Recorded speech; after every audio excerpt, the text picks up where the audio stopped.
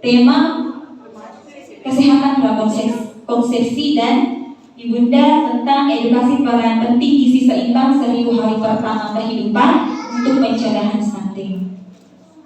Salawat serta salam tak lupa kita haturkan kepada junjungan kita baginda Nabi Muhammad SAW, Nabi yang telah mengantarkan peradaban dunia ini yang dulunya biadab menjadi beradab, ya, sehingga ilmu berkembang dengan pesat. Ya, tentunya kita juga meneladani langkah-langkah beliau, mulai dari bangun tidurnya sampai dia tertidur kembali, semua ada hikmah yang diberikan, ya, terutama misalkan contohnya minum yang baginda contohkan itu sebaiknya duduk itu ternyata dalam dunia kesehatan itu ternyata sangat bermanfaat, ya, karena di salah satu sprinkler atau katup yang dalam tubuh kita itu berfungsi dengan baik kalau misalkan kita minum dengan cara yang duduk. Kalau berdiri nanti akan menyebabkan suatu hal yang bisa berakibat fatal. Itu hanya salah satu contoh. Dan saya ucapkan selamat datang kepada Ibunda Aisyah Kabupaten Sidra, Ibunda Safiah dan Ibunda Faradila yang senantiasa mengayomi kami anandanya dalam bentuk kegiatan menabur. Dan juga ada Ayahanda Dr. Syamsal Latif yang juga merupakan salah satu dosen di sini. Udah semua. Karena saya juga alumni di sini dan pada saat saya masih mahasiswa, Ayahanda masih mengajar, jadi saya masih mengajar. Maaf ya, ternyata sudah pensiun. Suatu kehormatan bagi kami menghadiri kegiatan kami, Ayahanda.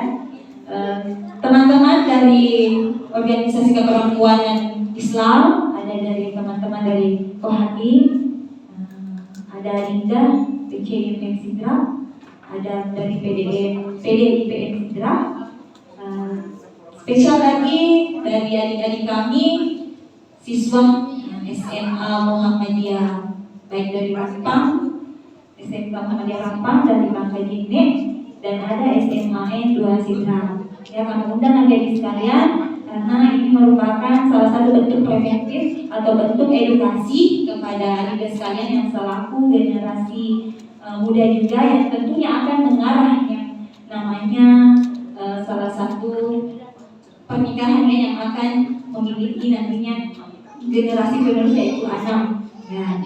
Dan stunting ini berkaitan dengan anak. Dan terima kasih kepada Adinda dari Universitas Muhammadiyah Sidra, mahasiswa yang mungkin saja ada perkuliahannya namun bersamai kami pada hari ini. Tentunya juga kepada teman-teman pengurus Bina Daerah Nasyatul Aisyah yang dimana sudah memiliki anak, tentunya ini sangat bermanfaat, ya, sudah sangat bermanfaat bagi kita semua.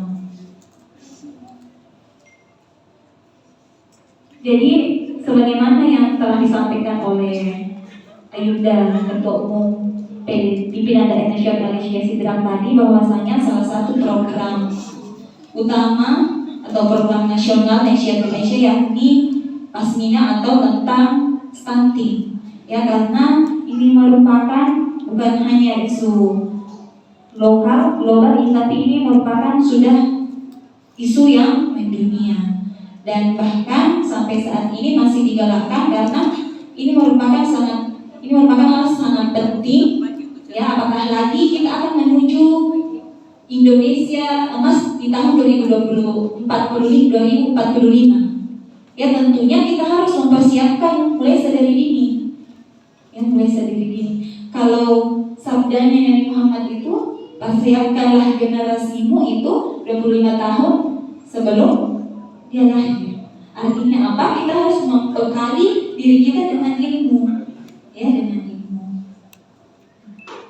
Tentunya pada hari ini teman-teman sekalian, ya, kami hadirkan tema yang mengantarkan, ya, teman-teman sekalian untuk lebih mengerti apa itu tentang stunting, ya, dan bagaimana bentuk pencegahan tentang stunting, ya. Kalau misalkan stunting itu, ya, saya berikan gambaran sedikit bahwasanya stunting itu merupakan salah satu kondisi di mana di usia balita itu mengalami pertumbuhan kerdil, ya, tidak sebagaimana pada umumnya, ya, karena ada beberapa faktor, ya. Mungkin saja pada saat 1000 hari pertamanya, ya, atau di umur 2 tahun ke bawah itu ada yang kurang, ada gizi atau suplai yang kurang untuk kita berikan, ya. Dan sebelum itu ternyata ada hal yang lebih penting lagi, ya. Sebelum dia dilahirkan, ya, ada mempunyai langkah-langkah preventif yang harus dilakukan, ya. Karena ya kesehatan itu sangat penting, teman-teman sekalian. Ya, makanya kami hadirkan tema terkait kesehatan prakoncepsi. Ya, tentunya Bapak Dokter Dendi nanti akan lebih mengulas lebih dalam lagi, lebih jelas lagi. Ya, untuk itu saya persilakan kepada Bapak Dokter Dendi Serasa, MKes SPOG, ya, yang merupakan dokter kebidanan, ya, tentunya sudah sangat berpengalaman pada bidang ini. Waktu dan tempat saya persilakan kepada Bapak Dokter.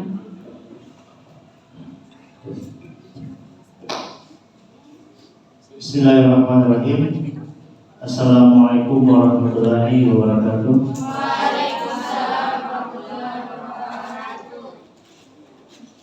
Ini kalau saya lihat sebagian besar ini remaja, ya, tapi menjawab salamnya loyo.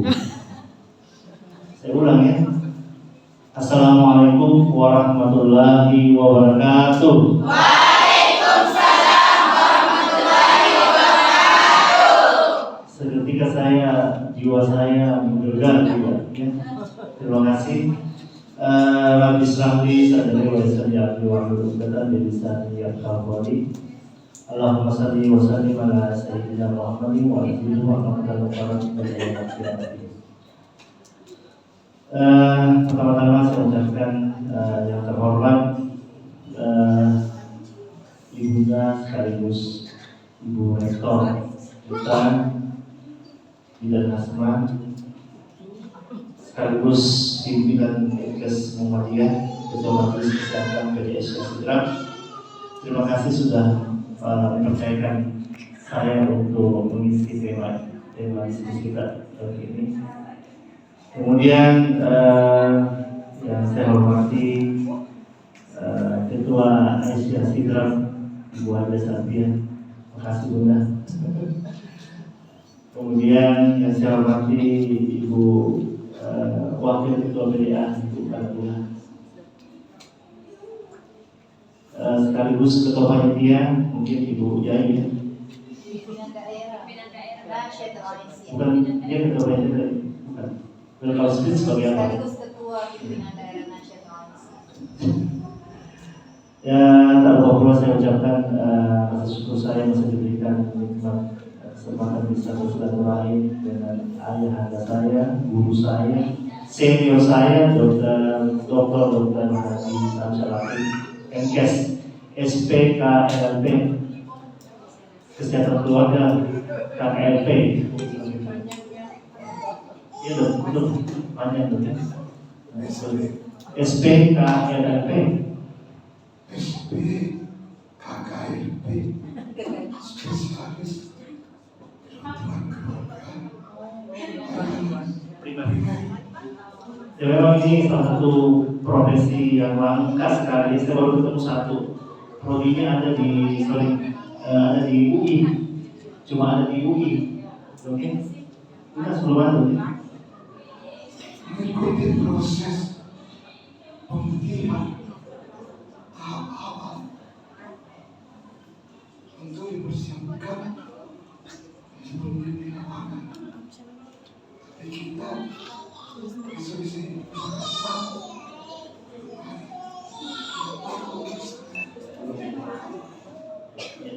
Memang ini gelar yang langka, sebenarnya sudah disounding sudah 10 tahun lalu, oke, sudah lama untuk layak diberikan.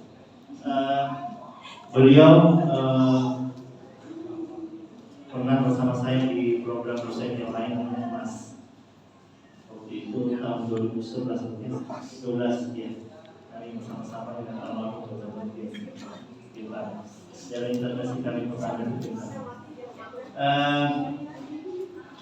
Kemudian saya cukup senang hadir di tengah-tengah kita semua mengenalkan terutama usia generasi Gen Z yang bilang karena sekarang kan zamannya generasi milenial yang lebih banyak menikmati posisi strategis bagi kabupaten dan provinsi yang lagi di pusat.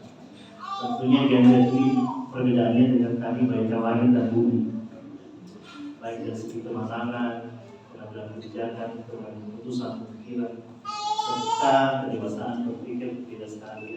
Tapi ya itulah tantangannya kami menghadapi kalian semua. Oke, saya sudah 10 saja ya. Oke, saya berbicara, saya izin berdiri.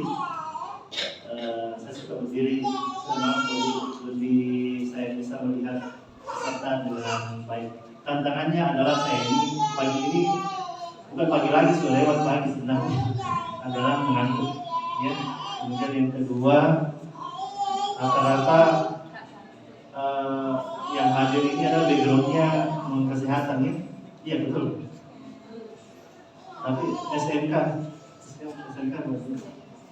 rata-rata non kesehatan nih. Saya kan banyak berbicara tentang persiapan atau terkait dengan kesehatan reproduksi. Kenapa di usia-usia seperti kalian ini sering sekali mengabaikan, sering sekali menganggap biasa. Laki-laki juga penting ya, karena terkait dengan masa pubertas ya. Bagaimana kalian mengenali masa remaja ya, seperti ya suara berubah ya, bentuk badan berubah, kemudian tumbuhnya bulu di sekitar alat vital ya. Jangan boleh bercanda tidak apa-apa, tapi kita dalam konteks ilmiah saat ini ya. Kalau ada nyerempet-nyerempet bukan maksud saya untuk guyon yang negatif, karena memang kebetulan saja saya bidang saya memang mengurusi istrinya orang. Jadi pasien saya rata-rata istrinya orang yang belum. Kemudian saya mengurusi juga perempuan yang bermasalah dengan calon suaminya. Ya, sementara saya jarang mengurusi istri saya. Oke, saya lulusan Unhas ya. Ini riwayat pekerjaan saya. Silakan kalau mau diskusi nomor HP saya. Dengan senang hati bisa kita komunikasi. Sampai di sini ada pertanyaan? Oke, saya izin lanjut. Saya skip saja ini. Ya. Saat ini terkait ILP, Yuset dari PHC, itu kita bekerja di layanan primer. Sangat erat kaitannya dengan gelar LP dan primer. Saat ini ya adik-adik semua ya, Bapak Ibu yang hadir ya, fokus 3 transformasi kesehatan di eranya Jokowi ya. Tapi alhamdulillah di Prabowo ini berkelanjutan. Tadinya kami khawatir tidak akan berlanjut, karena kalau tidak berlanjut sudah sekian triliun habis anggaran supaya upaya ini dirilis, upaya ini diperjuangkan. Dan alhasil sekarang kita sudah hampir setahun berproses, masih berproses, belum implementasi 100%. Ya, yang pertama kita lihat sudah adanya ketersediaan vaksinasi mencegah kanker mulut rahim di puskesmas. Itu luar biasa. Kita sudah ketinggalan 20 tahun dengan Belanda, Jerman. Mereka sudah vaksin HPV usia belasan tahun. Jadi kalau di luar negeri itu tidak dilihat lagi virgin atau non-virgin, dianggap semua tidak virgin lagi. Tapi mereka melakukan screening, mereka melakukan vaksinasi HPV. Bahkan kalau tidak dilakukan, bahkan kalau ada yang menghindar akan dikejar oleh aparat supaya dilakukan vaksinasi, dan itu baru terwujud di negara kita. Ya, nah itu beberapa vaksin yang sangat vital seperti menyangkut ini pneumonia dan diare adalah kasus yang sering menyebabkan kematian pada balita. Bahkan sudah ada alhamdulillah vaksinnya juga. Ya. Kemudian di puskesmas, pustu dan posyandu tidak lagi menangani pasien sakit. Kalau Anda sekalian datang ke puskesmas, pustu, posyandu sakit gigi atau sakit, bukan sakit hati ya, sakit gigi, sakit ada luka atau pusing, mencret, tidak lagi itunya saja diobati, tapi akan dilakukan screening sesuai dengan usianya. Kalau remaja banyak screeningnya, bahkan screening sakit jiwa ada, screening thalassemia ada, screening penyakit paru juga ada. Jadi sebelum kamu sakit, kamu sudah bisa di screening untuk tahu berpotensi atau tidak. Dan ini penting, sehingga apa? Masyarakat di sekitar kita akan lebih dekat dengan pelayanan kesehatan. Jadi tujuannya ini transformasi kesehatan ini mendekatkan kita dengan fasilitas kesehatan. Ya, jadi jangan nggak usah canggung. Semuanya nanti ini kedepannya yang ada hadir di sini harus melakukan screening. Datang ke puskesmas, bukan lagi sakit apa oleh orang petugas tanya, bukan. Usia berapa? Kalau masih usia di bawah 18 tahun, maka kalian semua, rata-rata semua di bawah 18 tahun ya. Jangan sampai wajah mengalahkan body, atau body mengalahkan wajah, ya. Tapi saya lihat semua di bawah 18 tahun ya, sekilas ya. Yang merasa alhamdulillah ya, yang dipaksa merasa ya tidak apa-apa. Jadi ketika adik-adik semua ke puskesmas, dari tanya lagi sakit apa Ki? Tidak, umur berapa? Nah, ketika ditahu umurnya berapa, di bawah 18 tahun, maka jangankan kelas 2 untuk di screening. Jadi boleh ketika nanti pulang kuliah, pulang sekolah, boleh ke puskesmas untuk screening. Ya, itu penting. Kenapa? Kalau usia remaja di screening awal, tahu screening ya? Di screening itu dideteksi. Ini ada nggak potensi sakitnya? Misalkan kita anemia, tiba-tiba dilamar, ya? Dan hamil, resikonya apa? Di awal-awal hamil bisa keguguran. Itu tidak tahu dong, harus dilakukan pemeriksaan. Jangan berasumsi sekarang. Harus periksa, jangan SOTTA. Tahu SOTTA? SOTTA, sompaknya tidak boleh ya. Harus dilakukan pemeriksaan. Jangan berasumsi. Mentang-mentang lihat media sosial, TikTok, bla bla bla, tidak boleh. Jadilah individu yang bertanya sama ahlinya. Ahlinya ada di pustu atau posyandu atau rumah sakit. Please, memang boleh membaca, tapi ketika ada persoalan terkait kesehatan, bertanyalah sama ahlinya atau pakarnya. Paham ya? Sepakat ya? Nggak boleh SOTTA ya? Ya, karena yang itulah membuat kalian tidak bagus ke depan kalau budaya itu masih dijaga. Nah sekarang ibu hamil itu minimal 6 kali kunjungan ke puskesmas. Dan ingat, di puskesmas sekarang sudah ada USG. Bidan puskesmas, dokter di puskesmas sudah bisa melakukan USG. Apakah mesti ke dokter kandungan bayar sekian sampai 1 juta untuk USG plus obat? Silakan kalau Anda punya daya kemampuan membayar. Tapi di puskesmas sudah ada USG. Misalnya di Sidrap ini 14 puskesmas sudah ada semua USG-nya. Ya, sudah ada semua USG dan bisa untuk mendeteksi kehamilan normal atau tidak. Tapi USG-nya bukan USG yang 3-4 dimensi, tapi itu sudah cukup mewakili untuk mendeteksi kelainan-kelainan yang ada. Bapak Ibu, adik-adikku sekalian, beban kerja puskesmas, pustu dan posyandu hari ini itu jauh beda dengan 2 tahun lalu. Program ini baru dirilis Agustus 2023. Memang bukan hal yang mudah diimplementasikan, tapi ini menyangkut perilaku petugas. Jadi petugas itu tidak sekedar sakit apa sakit gigi, oke obat sudah pulang, tidak. Dia tangkap Dia tidur pulang, sabar. Jadi waktu tunggu di puskesmas akan bertambah. Yang tadinya cuma 15 menit sekarang bisa 1 jam lebih. Kenapa? Karena kalian akan di screening sesuai dengan usia.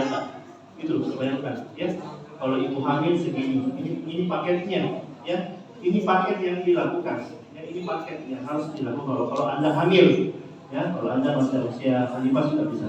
Nah ini kalian berada di kategori ini, ya, bayi dan anak prasekolah, ya, dan usia sekolah dan remaja. Dua ini kalian akan di screening, ya. Dan siapa yang screening? Petugas.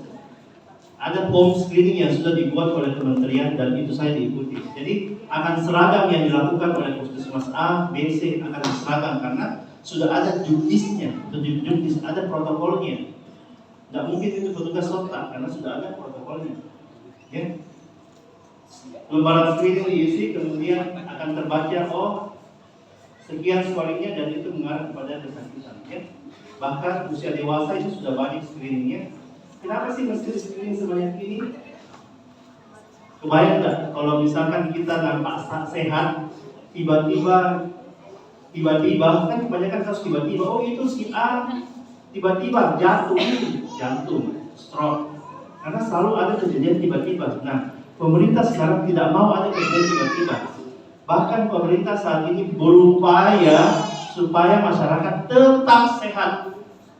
Berupaya supaya tetap sehat, supaya apa? Produktivitasnya bagus, supaya bisa berkarya, supaya bisa membangun negaranya dengan baik. Dengan cara apa ya? Ini. Kebanyakan kasus di rumah sakit, ya, untuk di provinsi saya, datang ke saya sudah kondisi perdarahan dalam rahim karena apa? Kanker mulut rahim. Yang semestinya bisa dicegah di awal, tapi karena tidak mengerti dan dilakukan screening, ini kejadian. Sehingga apa?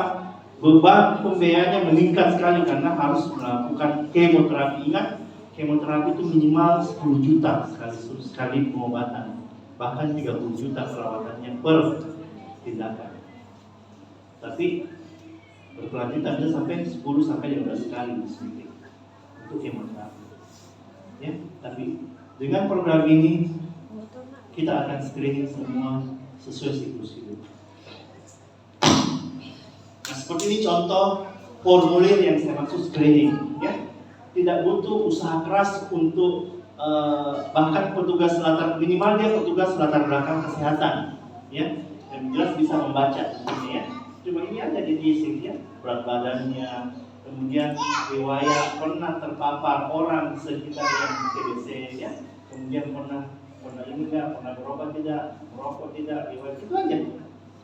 Dengan pertanyaan-pertanyaan ini akan muncul scoringnya. Berapa jumlah iya, berapa jumlah tidak, maka ada yang risiko berat, sedang maupun ringan. Ini salah satu contoh dari sekian banyak screening yang kemudian nanti dilakukan. Tapi itu bertahap. Setiap datang kunjungan, makanya akan lama orang datang kunjungan ke puskesmas karena mesti diperiksa lama. Nah, itulah sekilas tentang transformasi kesehatan yang ada di layanan puskesmas dan jejaringnya, perubahannya ini. Nah, sekarang tadi pendahuluannya, sekarang kita akan berbicara tentang pentingnya pelayanan kesehatan sebelum kalian dilamar. Ada yang mau dilamar? Hah? Ada kan? Ada yang mau dilamar? Ya, semua berharap demikian. Tapi persoalan lamar itu tidak mudah, ya. Banyak hal yang harus dipikirkan. Adik-adik semua, kalau memang ya rezeki itu Tuhan yang atur, setuju ya. Tapi ada dua intinya, doa dan usaha. Ya, tetap ada usaha. Usaha itu supaya kita bisa melewati masa-masa awal pernikahan, hamil, melahirkan dan menghasilkan generasi yang bagus. Ya, tentunya harus ada persiapan. Itu namanya usaha. Tapi tidak boleh jaga biasa. Tapi tidak boleh juga SOTBA. Ya, kita sudah sepakat yang hadir hari ini tetap harus melakukan kunjungan pranikah. Ada yang mau menikah bulan ini? Sebelum akhir tahun? Ada? Ada ya? Sudah ada. Berapa pada ini? Oh 50 ya? Mungkin standarnya 80 ya. Kalau masa saya itu omongannya 50. Canda. Oke, masalah gizi, masalah penyakit menular, penyakit tidak menular lainnya itu kalau tidak diperhatikan, tidak dijaga bisa menyebabkan kematian ibu, kematian bayi, stunting yang menjadi polemik sampai detik ini masalahnya belum tuntas, gangguan tumbuh kembang anak serta perceraian. Aspek masalah gizi ya, 1 dari 3 wanita subur mengalami kurang gizi ya. 1 dari 3 remaja mengalami anemia. Saya nggak tahu sebagian besar sih mungkin saja anemia ya. 1 dari 4 mengalami anemia, kemudian 1 dari 3 wanita mengalami obesitas. Sekarang saya tanya yang naik, siapa naik yang 3 bulan ini naik berat badannya? Angkat tangannya. Yang 3 bulan ini naik berat badannya? Minimal 2 kilo sebulan. Ada? Coba angkat tangan. Angkat. Ya? Naik ya? Naik. Ada? Yang catat dulu naik. Naik berapa badan tak? Kayaknya yang ini naik juga ya? Ya? Ya? Sekarang persoalan yang dihadapi itu obesitas ya? Itu juga. Nanti saya cerita lagi. Kemudian penyakit tidak menular ya, hati-hati hipertensi ya. Diabetes, penyakit jantung lainnya. Ini yang paling dilema ya. Di daerah itu kalau dulu saya bertugas di daerah itu kebanyakan kasus itu 4T, terlalu tua, terlalu muda, terlalu dekat dan terlalu banyak. Orang Bugis itu tidak pernah ada hanya 2 atau 3, pasti di atas 5, 5, 6, 7, 8 itu. Bahkan rekor tertinggi yang saya dapat adalah anaknya 18, usia 30 tahun. Ya, itu 4T, terlalu tua, ya, dia hamil usia tua, ya, terlalu muda, terlalu cepat hamil. Rekor tercepat yang saya dapat hamil di usia 12 tahun. 12 tahun sudah hamil, ya. Tapi begitu nih hamil duluan baru menikah. Ya. Kemudian terlalu dekat, jarak kehamilan yang satu dan berikutnya sangat dekat, belum cukup 6 bulan hamil lagi setelah dia melahirkan. Ya, itu. Kemudian terlalu banyak yang saya bilang tadi. Sampai detik ini belum ada rekor yang mengalahkan saya itu G18, artinya 18 kali melahirkan. Tapi alhamdulillah sehat ibunya. Dan itu saya temui di Enrekan di Desa Kalosi. Seketika saya dapat kasus ini, saya ke sana, saya berkunjung ke Puskesmas Kalosi untuk mengetahui seperti apa sih geografisnya Kalosi. Rupanya di Kalosi itu warganya, sebagian besar warganya bangun subuh-subuh jam 3, kemudian mandi, kemudian sholat lain ya, kemudian sholat subuh dan seketika bekerja. Jadi hasil kebunnya yang tadi malam dia kumpul itu dia angkut secara manual, tidak pakai motor, tidak pakai sepeda, tidak pakai gerobak, dia angkut dengan jalan kaki menuju pengepul. Dan itulah yang dilakukan seminggu minimal 3 kali. Bayangkan betapa sehatnya individu ini. Saya pikir ini bagian daripada sunnah Rasul ya. Ya, masalah gizi, penyakit menular, penyakit tidak menular, dan lainnya itu bisa menyumbang kematian ibu, kematian bayi, stunting, gangguan pertumbuhan dan lainnya. Sebenarnya kalau mau tidak ada stunting, sebaiknya tidak usah menikah. Aman, tidak ada. Persoalan stunting selesai seketika ketika ada pernikahan. Setuju? Tapi tidak semudah itu. Yang namanya berhubungan badan itu kebutuhan hak asasi manusia. Ya, dan itu kewajiban. Kalau kita tidak berhubungan badan, maka kita sakit. Tapi ada agama yang mengajarkan kita supaya kita on track, lurus. Tapi sekarang trennya nikah dulu baru, kawin dulu baru hamil, kawin dulu baru menikah. Itu masalahnya persoalan. Kebanyakan ya. Saya dalam sepekan, pasien saya di klinik itu bisa 1-2 orang datang dengan hamil duluan, sementara belum menikah. Ada lalu sudah mau melahirkan, saya tanya kapan haid terakhir tidak sesuai antara haid terakhir dengan usia pernikahannya. Ya, nah itu rata-rata dia menikah dalam kondisi sudah hamil. Itu di kota Makassar, ini di kota loh. Ya, dan saya yakin di daerah itu makin tinggi kejadiannya.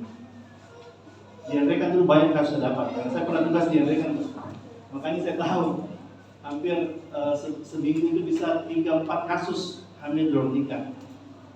Dan semua ada upaya untuk mengeluarkan. dan rentan sekali usia remaja. Please, tolong pahami ya, jangan berhubungan di luar nikah karena risikonya banyak.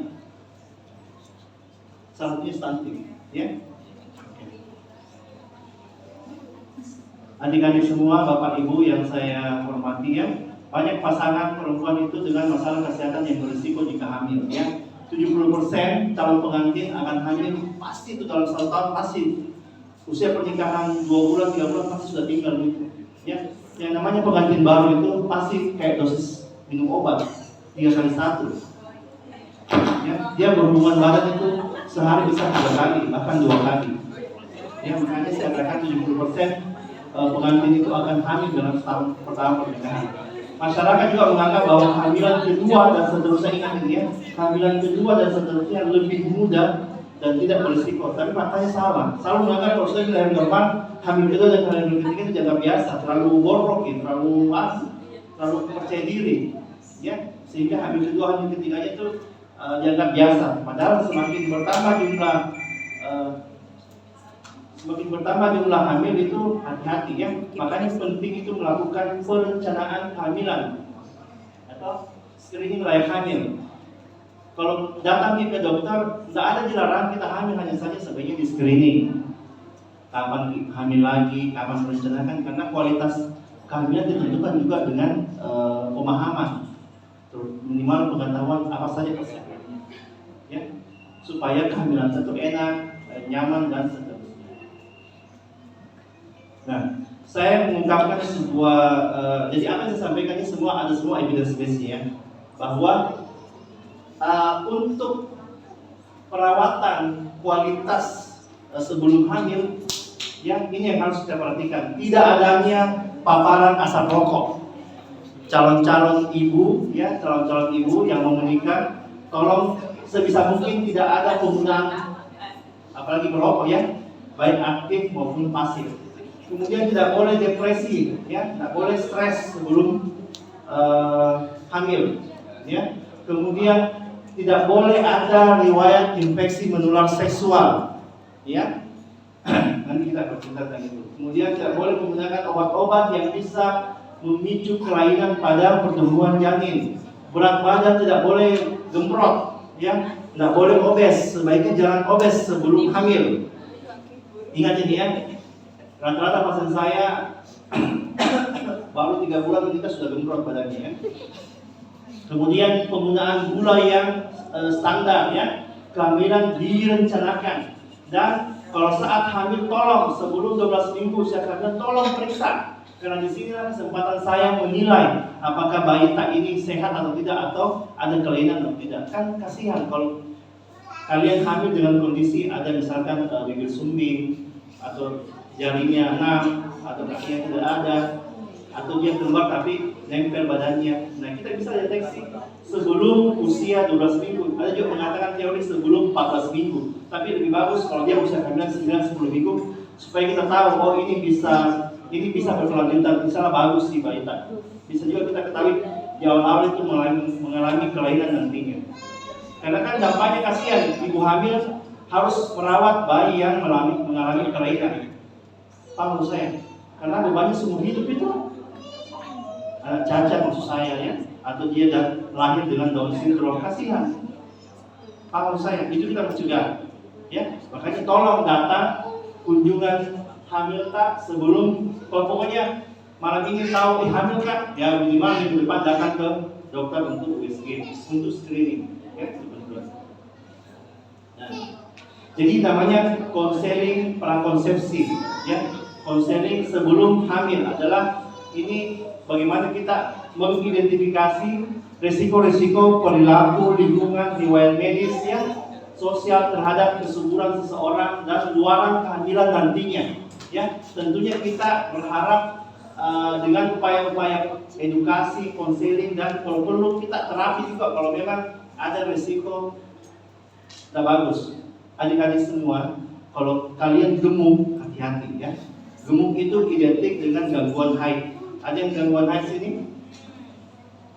3 bulan tak haid, 2 bulan tak haid. Pernyataan yang paling sering muncul dalam haid pada pada itu pasti. Ada yang mau mengatakan keluhan tentang gangguan haid? Lancar di haid semua? Kalau lancar haid semua, kenapa laki-laki angkat tangan?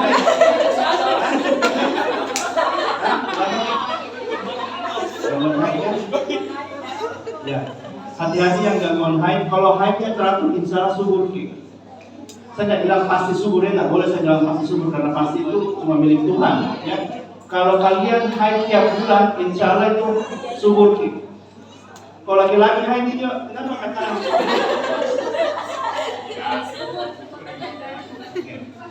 Tolong jangan mengalami obesitas, kontrol pada badan Anda. Ya, nanti saya akan dibahas ya. Contoh di Malawi ya, di negara miskin itu ini, dalam sebuah studi 4.000 orang hamil, hampir 2/3 tidak mempersiapkan kehamilannya. Ya, itu. Yang mereka pikirkan bagaimana supaya makan sehat 72% dan menghemat uang untuk persiapan pasalnya 3%. Ya, kebanyakan kasus sekarang hamil tidak diinginkan. Atau hamil tiba-tiba, kalau bahasa di bidan sering bilang itu kebobolan, bobol pertahanan, hancur pertahanan. Walaupun rutin pil, teratur injeksi sebenarnya tidak ada itu rutin. Kebanyakan kasus bidan dibuat itu rata-rata mereka lupa. Jangan pernah menyalahkan pil KB. Pil KB itu efektivitasnya 4-7% mencegah hamil.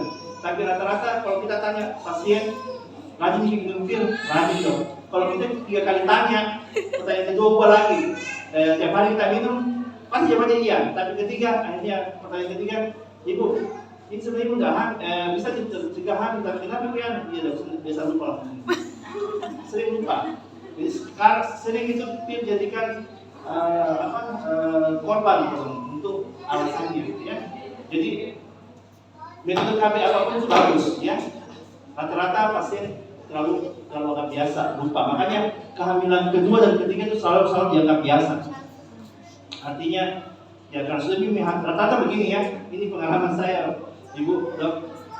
Pasien yang datang ke saya itu kalau hamil pertama pas datang suaminya, bahkan satu kampung datang. Sakit hamil. 2 tahun ke depan datang lagi hamil, bukan suami yang datang, tapi mertuanya, ibunya yang dampingi dia kontrol kehamilan. Tapi anak ketiga dan keempat digojekkan. Makanya pesanku, cari suami yang akan mendampingi kamu dari hamil pertama sampai hamil berikutnya. Kalau perlu saat persalin tidak dampingi. Orang yang berhak mendampingi kalian saat bersalin siapa? Suami.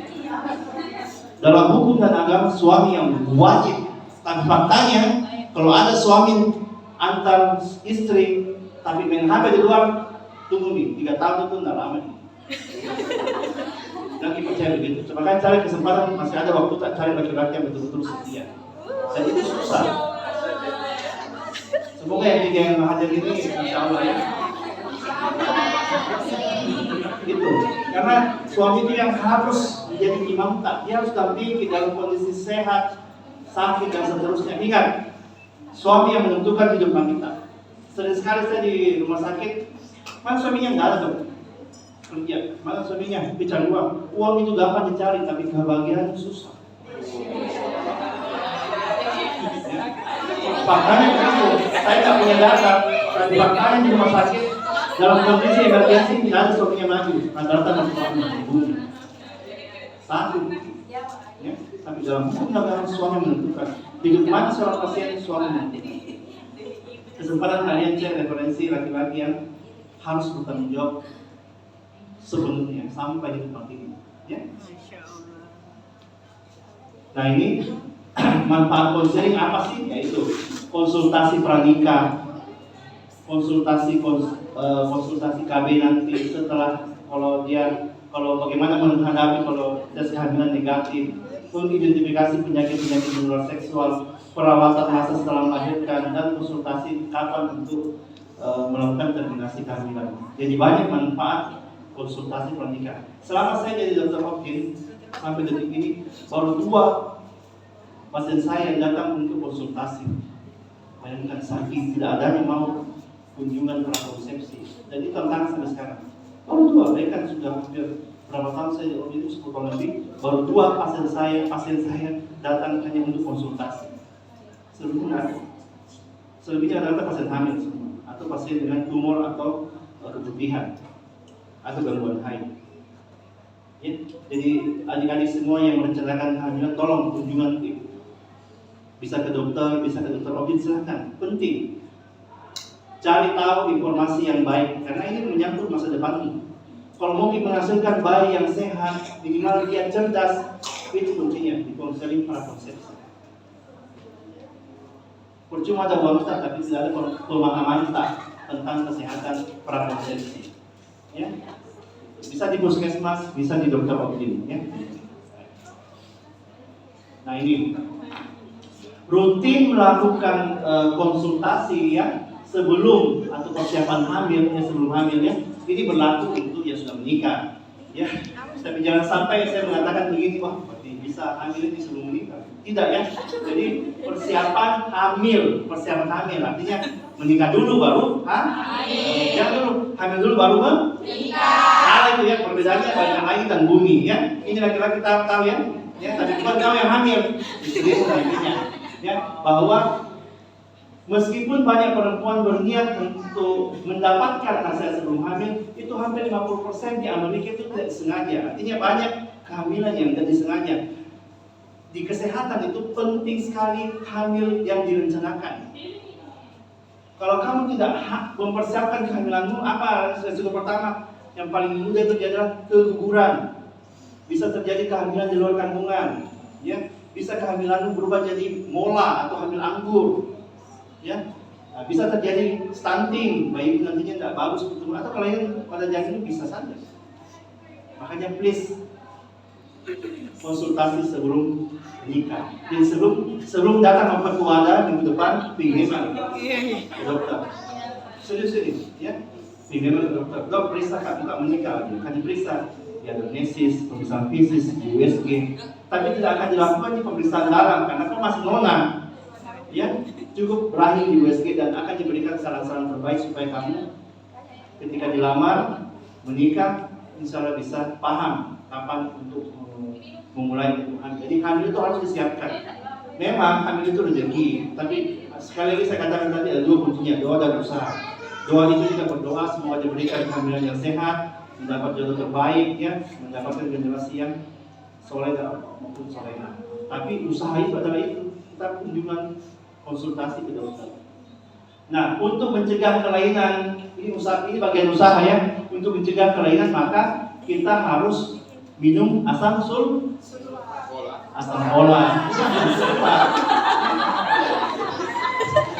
Sama yang asam sulfat itu. Asam folat ya. Jadi asam folat dikonsumsi bukan hanya saat hamil. Ya. Jadi sebelum kalian menikah, silakan konsumsi asam folat. Ini bagian usaha supaya kita bisa mencegah kelainan pada kehamilan. Jadi konsumsi asam folat. Paham? Jadi untuk mencegah kelainan pada kehamilan, asam folat juga berfungsi sebagai obat kesuburan.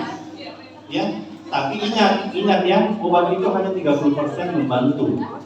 Selebihnya itu 2, doa dan usaha. Tapi kalau perilaku juga keliru ya, walaupun kau minum obat juga tidak akan berubah. Ya, jadi asam folat ini penting ya, karena 30% perempuan mulai hamil ANC pada trimester kedua. Itu masalahnya lagi. Sering sekali datang di kita ANC itu sudah trimester kedua dan ketiga, dan kita lewati masa screening itu di usia kehamilan 3 dan 10 minggu.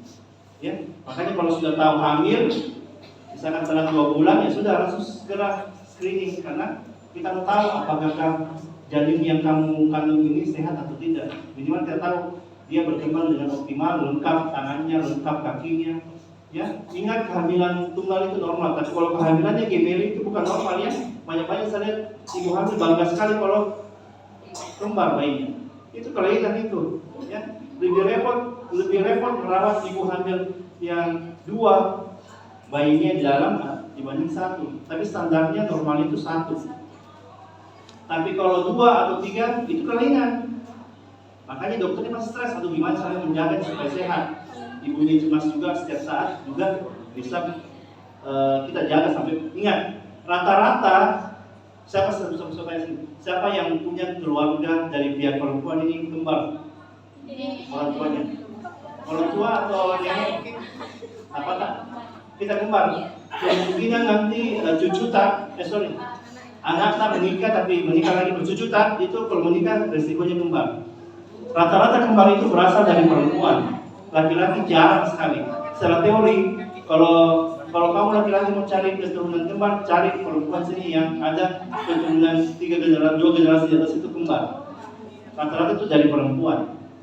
Kalau misalnya kita punya orang tua, bapak ibu, tapi dia punya om, tante kembar, ya kemungkinan kalau kau menikah sama ini adik kembar.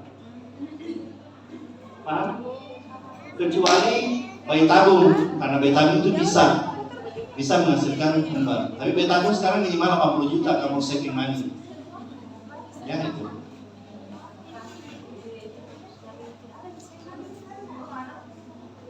Jadi memang kita harus melakukan menyediakan waktu untuk kunjungan ke dokter, ya. Jangan cuma hanya saja gangguan HIV atau ada keluhan keputihan atau nyeri panggul bawah datang ke dokter, tidak. Persiapan menjelang lamaran atau menikah itu penting juga melakukan konseling. Yang ini laki-laki ini harus paham, ya. Ketika kamu sudah diberikan rezeki untuk dibukakan jalan untuk menikah, tolong ajak calon kita ke dokter dulu, temani. Tapi tidak usah temani aja orang tuanya, kalau menurut sini masalahnya. Ya. Tapi kalau temani perempuan, hati-hati juga itu. Ya. Berarti memang bahkan di puskesmas ini harus dapat melakukan penilaian konsepsi prakonsepsi dasar, ya. Nah, pertanyaan yang sering saya sampaikan, kapan kita mau hamil lagi itu? Apakah sudah siap hamil? Karena secara fisik pasti siap, tapi mental juga harus diimbangi, ya. Jiwanya juga harus siap, ya. Jangan sampai karena faktor eksternal tidak mendukung sehingga dia terpaksa untuk hamil. Jadi memang banyak hal yang harus dipertimbangkan. Saya sering dapat kasus persalinannya, kehamilan itu bagus normal, tapi ketika infartu bermasalah, gawat janin, ternyata kehamilannya tidak diinginkan oleh mertuanya, atau dia pilihan bukan yang tepat oleh mertuanya, atau hamil dulu baru menikah. Itu juga selama hamil pasti ibu hamilnya mengalami stres. Itu yang saya maksud. Bahwa kehamilan dalam menjalankan karena tidak boleh stres. Bayangkan secara teori, seorang suami itu harus menyuplai 3 kali lipat kasih sayangnya kepada istrinya. Ini teori. Harus kasih sayangnya luar biasa. Ibaratnya istri yang butuh apa, seketika suaminya sigap untuk itu. Jadi kasih tahu calon suami tak, siapkan mentalnya untuk memberikan perhatian 3 kali lipat ketika saat hamil. Karena ketika ini tidak hadir, bisa bermasalah hamil. Sudah banyak kasus begitu. Hamil di luar nikah tapi menikah, tapi persalinan ujung-ujungnya meninggal ini. Saya nggak tahu gimana menjawab, tapi ini teori mengatakan bahwa kehamilan itu kehamilan ketika dia mengalami stres atau dia hamil was-was, makanya itu hamil di luar nikah pasti ada selalu upaya untuk menyembunyikan, pasti ada selalu upaya untuk mengeluarkan. Ini terakhir kasus saya di 2023 akhir Desember tanggal 28 itu 14 tahun hamil di luar nikah meninggal karena eklamasi. Ini di Kota Makassar ini. Tapi dia meninggalnya bukan disaksikan oleh ibunya atau orang tuanya, tapi disaksikan oleh keluarganya. Saking terpukulnya pada ibunya. Karena ini anak hamil di luar nikah dan akhirnya meninggal. Meninggal ibunya, meninggal di OI-nya. Tapi waktu sekarang tidak ada laki-laki yang melakukan. Nah ini, jadi konseling itu juga harus kita lihat riwayatnya, ya. Ini yang paling penting, usia. Nah ketika usia ibu meningkat, resiko ketidaksuburan juga ada, kelainan janin juga ada, keguguran juga ada, diabetes, preeklamsia, dan KJDR juga meningkat. Jadi ibu itu harus menyadari resiko-resiko menunda kehamilan sampai mereka berusia 30 atau 40 tahun dan mempertimbangkan rencana kesehatan reproduksi. Riwayat-riwayat medis, hati-hati, ya, yang obes, ya, apalagi riwayat minum obat apapun di luar daripada anjuran dokter. Riwayat reproduksi, riwayat keluarga, riwayat merokok, alkohol, semua di tidak ada lagi alkohol, ya, minum alkohol, rokok. Laki-laki merokok? Sebenarnya hati-hati baik asap rokok maupun yang apalagi aktif itu bahaya juga ya, mempengaruhi. Kemudian penyakit infeksi, nutrisi, aktivitas fisik, lingkungan tempat kerja, merkuri. Ini krim-krim, hati-hati pakai krim-krim Mila Hayati itu ya, dengan merkuri. Yang itu juga berdampak terhadap kualitas nanti yang ketika kamu hamil ya. Masalah mental ya, pelihara hewan juga hati-hati ya.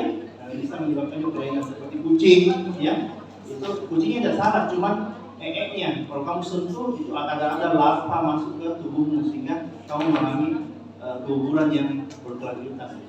Ya, ada pasien saya 3 kali keguguran, ternyata dia riwayat pelihara kucing ya, sehingga dia mengalami infeksi pada ya. Masalah mental, tak boleh stres ya. Betul-betul kalau menikah sangat diberikan dukungan luar biasa oleh suami, keluarga ya. Tidak boleh juga ada kekerasan dalam keluarga. Situasi lingkungan rumah juga harus mendukung. Tidak boleh ada kekerasan dalam rumah sekitar. Kalau tidak nyaman di rumah orang tua ya cari rumah kos-kosan minimal supaya kamu nyaman juga menjalani panggilan ya. Nah tentunya juga kita lakukan pemeriksaan fisik seperti biasa ya. Yang perlu dikatakan itu tekanan darah dan IMP yang ini dijaga. Karena seorang sebaiknya secara teori itu sebelum hamil jangan minum. Ya, sebaiknya. Tapi tidak dilarang. Ini salah ya. Karena akan mempengaruhi kondisi kehamilan dan luaran kehamilan balita yang kita lakukan. Kemudian pemeriksaan laboratorium tentunya standar ya, kita pemeriksaan triple eliminasi ya untuk semua perempuan yang merencanakan kehamilan. Karena kalau dia misalkan HIV tapi tidak mendapat pengobatan, nanti kasihan jadinya mengalami infeksi ya. Screening juga untuk penyakit infeksi gonore, chlamydia, sifilis, hepatitis. Hati-hati hepatitis ya. Hati-hati hepatitis. Tolong kalau ada keluarganya yang sakit hati, sakit apa namanya? Liver, atau liver kuningnya hati-hati ya, itu dibandingkan HIV lebih cepat penularannya hepatitis. Kalau kita cuma cium-cium HIV, insya Allah tidak menular. Tapi kalau HIV keringatnya saya sentuh, resiko hepatitis. Ya, apalagi bekas minumannya. Makanya kalau kalian nongkrong sama-sama, minum kopi sama-sama, ingat ini laki-laki mabar sama-sama, ada gelas 2 kopi disiapkan, jangan kok serta-merta minum bekasnya itu. Kita nggak tahu nih orang sekitar, teman walaupun sahabat, bisa saja mereka tertular. Ini perilaku keliru ya, keliru sekali. Jangan pernah minum bekas gelas atau pakai piring bekas teman tak, karena kita nggak pernah tahu, kecuali kita tahu ya dia memang tidak hepatitis atau tidak. Karena dari bekas piringnya pun bisa resiko penularan. Jadi, nah ini, yang intervensi yang kita lakukan ya, yang paling bagus ya adalah asupan asam folat, mengontrol gulanya, dan pengurangan kebiasaan konsumsi alkohol dan rokok. Itu saja insya Allah. Kalau kamu bisa kendalikan itu, insya Allah hamil tak sehat, kesuburan tak bagus, dan tidak ada gangguan haid. Ya, kebanyakan sekarang remaja, nanti saya bisa datanya ya, remaja itu kalau pagi tidak sarapan, tapi lihat pangsit, bakso, pasti itu. Kalau bukan itu pentolan. Ya, betul atau benar? Atau minuman-minuman Thai tea dan seterusnya, ya kan? Tidak ada sarapan, paling memilih Indomie, pentolan, bakso, pangsit, betul tidak? Jarang makan sayur, jarang makan ikan.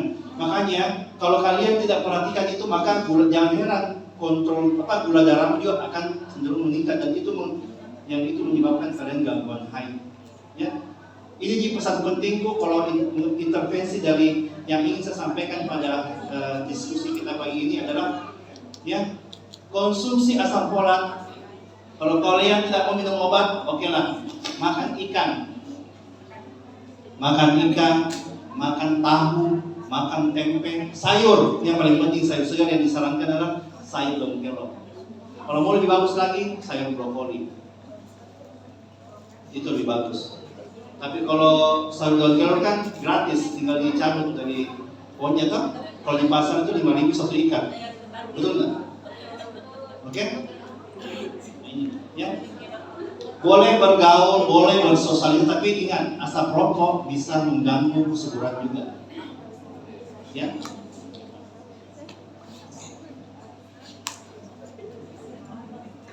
Nah ini asam folat, ya, rekomendasinya 400 sampai 800 mikrogram tiap hari. Baiknya diminum 6 minggu sebelum kamu menikah. Ya, tapi kalau kamu nggak tahu ya makan ikan saja, tapi jangan sering makan pangsit. Tolonglah makan pangsit seminggu 1 kali saja. Ya, jangan 2 tiap hari. Ya, bakso ya, ingat Bapak Ibu, tidak ada tujuan mau rugi. Baksonya tidak salah, menunya bukan nama baksonya salah. Tapi ingat, tidak ada penjual moru. Ada nggak kalian lihat itu bahan yang digunakan waktu dia bikin bakso? Tidak ada dong. Bisa saya cuma kulit ayam atau ususnya ayam atau ayam cuma anunya saja, apanya itu gigi-giginya apa istilahnya itu lemak-lemaknya. Idealnya kan bakso daging toh. Ya. Faktanya juga ingat, semua makanan yang mengandung semua bahan makanan atau makanan yang mengandung tepung terigu, kanji, beras itu sumber gula. Yang digoreng-goreng juga itu gula. Paham? Apalagi itu minuman kemasan. Thai tea, pernah nggak kalian lihat Thai tea dicampur gula pasir? Lebih murah itu gula yang cair itu yang bahaya. Kalau dia mau pakai gula pasir, sekarang gula pasir berapa per kilo? 17.000 kan gula. Mahal toh? Maka saya tidak ada penjual murni, itu yang membuat nikmat kita, tapi dampak buruknya ke kita panjang. Apalagi perempuan sangat rentan sekali. Makanya kontrol gula, ya, karena gula itu sebisa mungkin dikatakan ini. Kita harus dalam kondisi normal gula darah selama kehamilan, ya, mengurangi resiko pembawaan, keguguran, preeklamsi dan seterusnya. Ya, jadi harus tidak mengalami tinggi gula darah sebelum hamil. Usia remaja itu rentan sekali tinggi gulanya. Kenapa? Karena itu perlu makan. Perhatikan nih, makanan yang sering dimakan apa? Pentol, telur gulung toh. Kemudian apa lagi? Bakso. Apa lagi makanan kekinian sekarang? Seblak. Pernah dengar seblak? Iya kan? Ya, kalau kecuali kalian bikin sendiri. Dan tolong berhenti ya minum alkohol ya. Ya, jadi tolong berhenti merokok, berhenti nge-vape. Ya, ini saya lihat remaja-remaja perempuan ini sudah ada nge-vape. Dan mungkin di luar gedung ini mereka bukan di sini ya, tidak ada yang nge-vape, ini saya percaya tidak ada nge-vape. Ya, dan nge-vape ya kita. Kemudian harus tidak boleh, sebaiknya berhenti merokok ya. Itu tadi pagi di depan tempat saya inap di Sydney jam 5 subuh ada itu perempuan merokok ya, yang menjual contoh itu ya, tidak ada di sini menurut saya. Tolong ya, jangan berhenti merokok. Kemudian vaksin turunkan berat badan ya. Ini ingat, ini kekhawatiran saya, jangan menikah dalam kondisi saya berat badan atau kontrol berat badan ya. Penyebab naik berat badan itu saya kasih tahu ya, makan dalam kondisi lapar. Mengerti? Lapar sekali baru makan, itu pemicu naik cepat berat badan. Kemudian makan tengah malam, ngemil tengah malam. Ingat, Rasul mengajarkan berhenti makan sebelum kenyang. Jadi makanlah sebelum lapar dan berhentilah sebelum kenyang. Misalnya itu aman. Ya, ingat, karena kita ini dari awal generasi kita ini mungkin kakek nenek kita itu makan nasi. Jadi reseptor itu nasi. Jadi sarapan itu harus nasi. Makan siang nasi, makan malam pun nasi. Jangan juga mentang-mentang kau bukan anda dari keturunan orang bule makan roti spaghetti. Tidak, jangan makan nasi. Nasi, sayur, ikan. Tolong ikan ini, makan ikan ya. Negara kita negara kepulauan. Ya, ikannya sidralnya dari Sinjai kalau tidak salah, betul ya? Ikannya sidral didatangkan dari Sinjai ya. Ya, mungkin itu sekitar itu pare-pare ya. Lebih lama, tidak terlalu lama matinya, silahkan konsumsi. Ikan apa yang bagus dok? Ikan layang, ikan kembung, ikan apa lagi? Hete-hete, tahu hete-hete? Bete-bete. Kalau Sinjai itu bilang hete-hete. Ya. Ikan layang, tahu itu ikan layang enak tuh digoreng, ya juga dimasak kuah kuning, ya. Bandeng, mujair itu bagus, ya. Siapa yang suka makan ikan sini? Jarang remaja makan ikan sekarang. Itulah penyebabnya. naik pada badan kita. Apa pilihan menu utamanya? Indomie, telur dadar, nugget tuh, sosis. Belanja pun itu rata-rata ya, perubahan perilaku.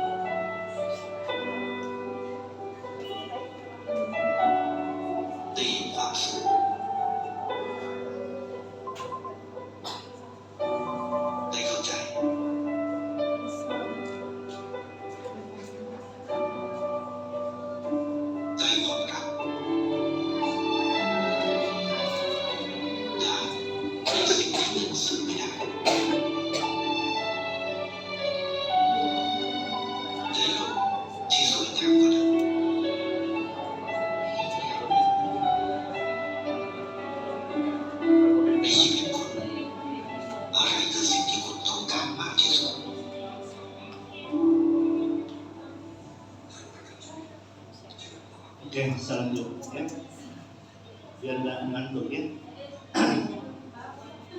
Baper, enak kalau baper ya. Masih lagi sebentar, siapkan tisu ya. Ya, itu. Oke, jadi ini kalau ada risiko khusus maka kita perlu obati ya. Mereka yang ada riwayat asma, hipertensi, apalagi menikah ya, sebaiknya butuh tata laksana lebih ini lagi ya. Penyakit jiwa sebelum hamil hati-hati karena obat jiwa yang dikonsumsi bisa memicu kelainan pada janinnya. Jadi jangan juga kita serta-merta menikah dalam kondisi tidak sehat. Harus didukung semua dalam kondisi baik. Ya. Skip saja ini. Ini suplemen yang harus dikonsumsi ya. Semua perempuan yang merencanakan hamil harus konsumsi asam folat tambahan ya, tapi kalau tidak kepikiran itu bersangkut. Rajin makan ikan, rajin makan sayur, misalnya sehat ya. Nah, kenapa? Supaya mencegah kelainan neural tube defect namanya. Karena inilah memicu kelainan pada janin ya. Konsumsinya asam folat 6 minggu sebelum menikah ya, atau 6 minggu sebelum hamil ya. Dosisnya 400 sampai 800 mg. Nah, kemudian ini diet sehat ya. Mega vitamin juga boleh ya, tapi sebaiknya jangan juga minum herbal ya. Ini kita nggak tahu sekarang sudah banyak sekali obat yang beredar ya. Kalau bisa saran dokter karena efek teratogenesisnya. Diet sehat ya, perencanaan hamil atau tidak rencana hamil dengan beberapa pemunculan asupan kafein juga harus dihindari ya, dengan kopi, teh yang keseringan. Para ahli menyarankan bahwa perempuan yang mencoba hamil membatasi konsumsi kafein hingga 200 sampai 300 mg per hari ya. Ikan, yang ini ikan bagus ya, efek menguntungkan pada perkembangan otak ya. Dia juga mengurangi reaksi alergi dan penyakit atopik. Jadi kalau ada bayi tak lahir gatal-gatal apa itu karena ibunya malas makan ikan. Ya. Jadi kalau kita makan ikan, maka generasi kita juga tidak punya alergi atau penyakit gatal-gatal. Ini sudah banyak studi yang membuktikan ya.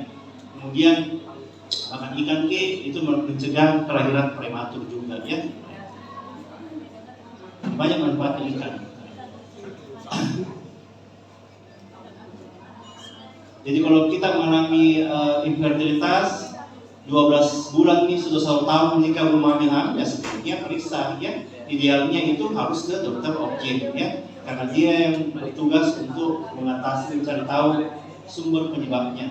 Jadi ingat, adik-adik semua, kalau ada sering keputihan, bau gatal, bau dan gatal, jangan biasa, kontrol. Ini paling sering dapatnya kasus. Kalau di celana dalam kalian ada warna kuning, apalagi warna coklat dan itu bau, tolong periksakan, jangan dibiarkan karena berdampak tidak bagus nanti.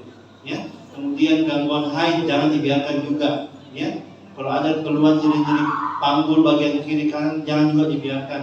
Karena ini kasus yang paling banyak di usia-usia seperti kalian. Kalian sini sekarang rata-rata usianya 20 tahun, 20 ya? 20 ya? 19. Kalian 35 sih kan? Kecuali samping saya, samping kanan saya. Berapa? Ya itu maksud saya 24. Bukan 22. Jadi, kemudian ini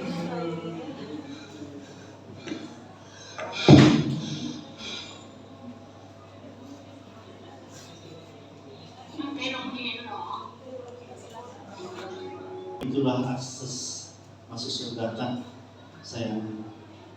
Jangan bentak dia, pulang nanti peluk dia ya, walaupun dia latar belakangnya terbatas, cerewet, jangan, itu tetap ibumu, tidak ada ibu yang jahat ya, karena itulah akses masuk surga. Mau ujian minta doanya, mau memilih pasangan minta doanya, karena doanya tembus langit seketika. Percaya saya. Ya, oke. Ini yang saya bisa lihat bahwa sebuah penelitian ya di Jawa Barat kita perhatikan memang bayangkan ya, sebelah ini ini yang diintervensi, ini perbandingannya. Sebelah adalah pilihan makanan yang paling sering dikonsumsi oleh usia remaja di Jawa Barat. Datanya ada, ya. Saya belum dapat datanya di kita, ya. Nah, kemudian rata-rata, ya, kebiasaan sarapan itu masih di bawah 50%. Tolong sarapan itu. Bagaimana kita membuat pikir, bagaimana kita menyerap ilmu dari dosen atau guru kita kalau ada energi yang menyuplai otak kita, ya. Nah, itu. Konsumsi makanan yang bergizi ya, jangan sering yang mengandung gorengan atau mengandung MSG ya. Itu sangat sarapan itu sebaiknya nasi, telur, ikan, tahu seperti biasa. Jangan selalu memilih Indomie atau sedikit goreng telur, sesekali direbus ya. Karena usia kalian ini masih bagus otakmu ya, masih bagus kau benahi. Karena kalau jelek makanan tak, jangan heran kualitas hasil pendidikan tak di sekolah tidak bagus, karena itu lamban kita apa, kurang dapat menyerap ilmu itu karena makanan. Ya. Ini penyebab anemia, ya, terutama yang gangguan haid juga bisa menyebabkan gangguan anemia. Saya minta saja karena sudah masuk ya. Oke, kalau kamu mengalami lemah, letih, lesu, lelah dan lalai, bisa saja kamu mengalami anemia. Ya. Anemia disebabkan karena makanan tak terlalu sering makan bakso, indomie, bakwan, pentol, jarang makan ikan, jarang makan buah, apalagi sayur. Itu satu penyebab. Ya, dan sebenarnya kita bisa cegah. Oke. Nanti kita tunggu setelah sesi berikut ini. Terima kasih dari saya. Assalamualaikum warahmatullahi wabarakatuh.